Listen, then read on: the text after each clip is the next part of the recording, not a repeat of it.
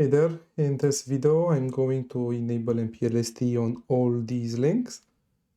Enable also actually configure the maximum allocation model for differentiated services and also assign some bandwidth for the interfaces and actually also remap the TE classes.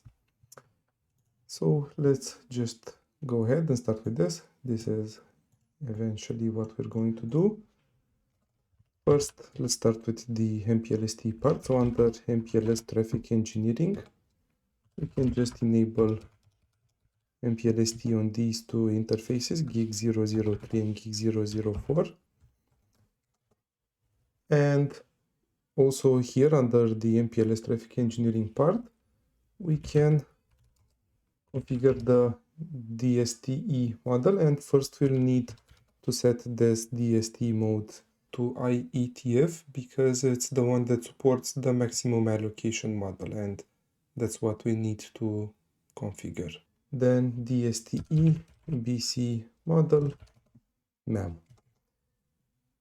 And then also we're going to remap these T class mappings, and by default you can see these mappings here do show for the MPLS traffic engineering DSTE TE class. You can see it after you enable MPLS TE application. So actually let me do that. So let me save this and commit this configuration to see these mappings. Okay. And this is how they are initially configured. How this works, you map a pair of class type and priority to a TE class. Then on the TE tunnel itself, you should use PBTS to only push the traffic for the corresponding TE class. I forgot to also put this in the task to configure PBTS, and I'll just continue like this. We're just only going to remap the TE classes and assign the bandwidth, but not also implement PBTS.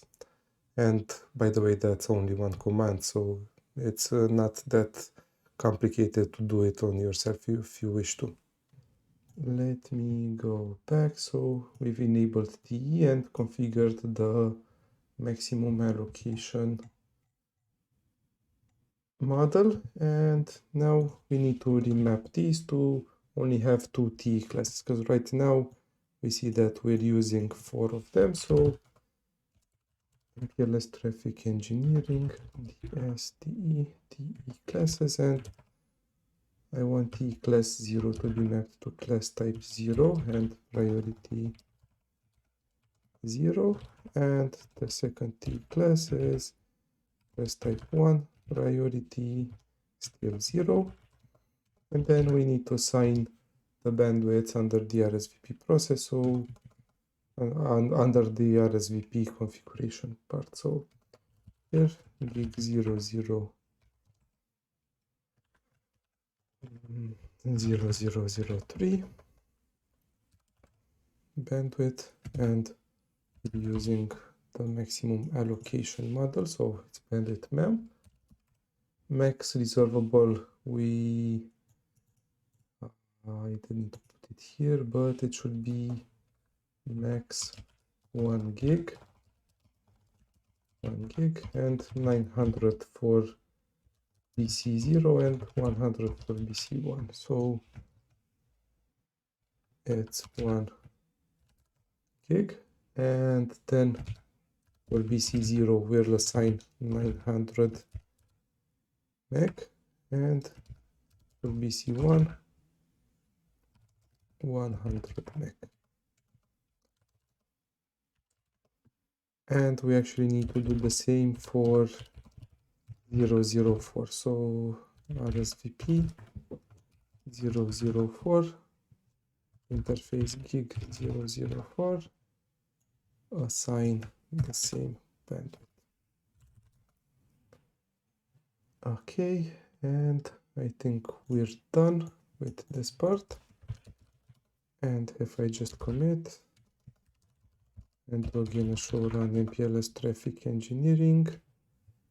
So we're using the maximum allocation map model, and we're remapping the TE classes to just have two with these priorities. By the way, we need to match these priorities when we're configuring the TE tunnels, but we'll get to that. And we're enabling MPLS TE under these interfaces. And then we're assigning these bandwidths for this maximum allocation model. And we do see everything in here, 1 gig, 900 with 100, so the bandwidth allocation is good. The remapping is also good, and let's see the MPLS TE topology, and we're advertising this MEM model, and we're advertising the correct bandwidth for the TE classes, and then we're advertising that for both these interfaces towards 14 and towards 13. So this looks good, and of course you can also see this under in the database of the IGP, and this is what we're advertising. These are the affinity bits, we're not setting any, and this is the TE metric, the physical bandwidth, so everything's good in here. Also, what we need to do next is apply the same configuration on all these nodes. So let me just copy again this run MPLS TE, run RSVP. So here we'll make our template and RSVP commit and first we're going to apply this on node 12, and we'll just copy paste. So on 12 we don't need to do anything else, and on 15 then 16 we just need to add one more interface. So we have 3, 4, and also on 15 6, and something similar here. So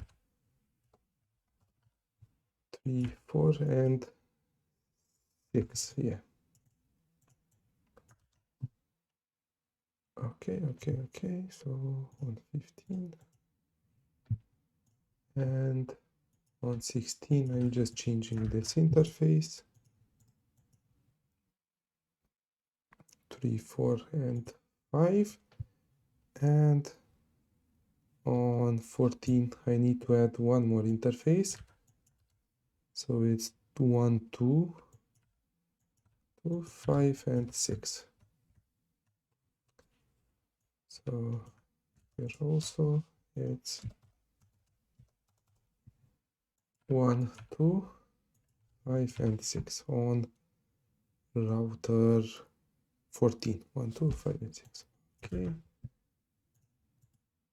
Here on 14, and on 13 again one more interface. Actually, I'm not going to enable traffic engineering towards the route reflector because we won't have any T tunnels passing the route reflector. So I just need, I can also copy paste this on router 13.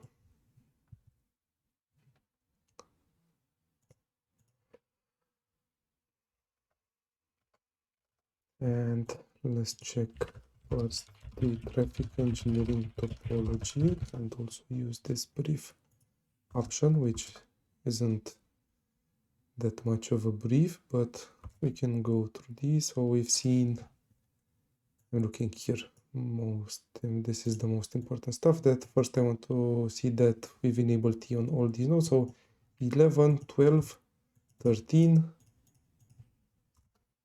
then 13 has more interfaces, but still. Then 14, then 15 with just 2 interfaces, and 16 with just 2 interfaces. So everything looks good. Let's see the remapping of the TE classes. Show MPLS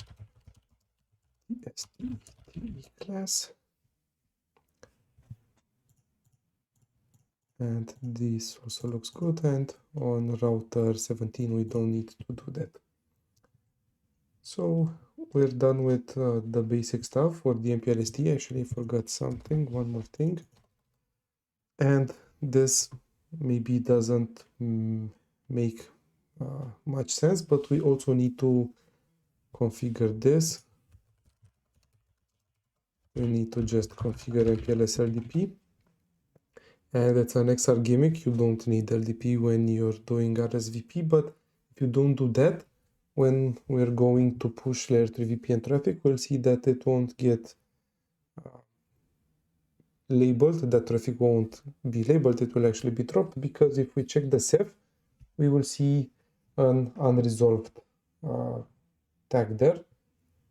And I'll show you exactly when we reach the layer 3 VPN part. But if you ever see in the CEF unresolved, a /32 which is unresolved, just make sure, and you're using RSVP, make sure you're also enabling MPLS LDP.